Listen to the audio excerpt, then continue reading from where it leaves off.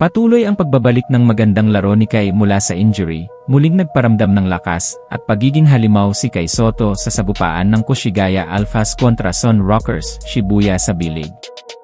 Sa kanilang Valentine's Day matchup, tila gustong wasakin ng Kaiju ang ring sa isang matinding slam dunk na nagpaingay sa crowd at lalong nagbigay ng momentum sa Alphas. Maaga pa lang sa first quarter ay ramdam na ang agresibong opensa ng Koshigaya sa pangunguna ni Clemons. Sa 8-minute mark, nakakuha agad ng foul si Kai habang pinipigilan ang atake ng naturalized player ng Japan na si Akins.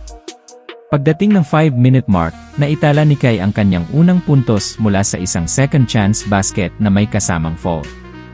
Ipinahinga man siya sandali, hindi nawala ang tikas ng Alphas na lalo pang nagpalobo ng kanilang lamang.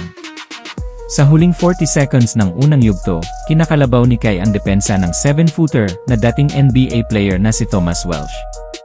Pumasok ang tira at nakakuha pa ng foul, tanda ng kanyang pisikal na presensya sa ilalim.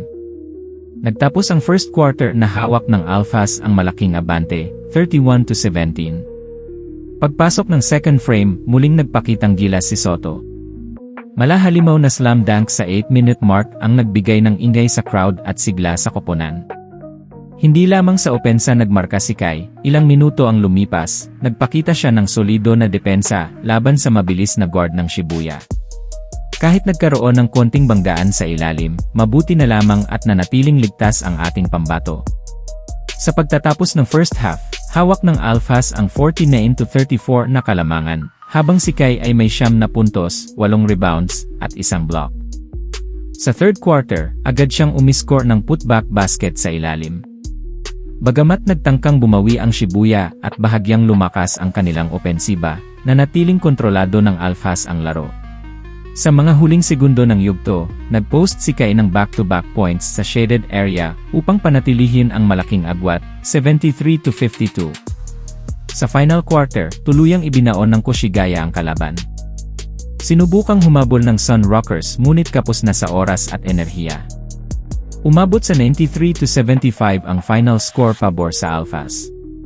Tinapos ni Kai ang laro na may 15 points, 15 rebounds, at 2 assists, patunay na unti-unti na siyang nakakabalik sa dating porma matapos ang halos isang taong rehabilitasyon mula sa ACL injury.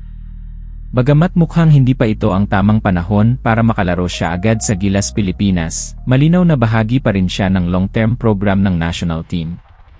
Ang ipinapakitang disiplina at pagbangon ni Kai sa Japan ay magandang senyales para sa mas malakas na pagbabalik niya sa international stage.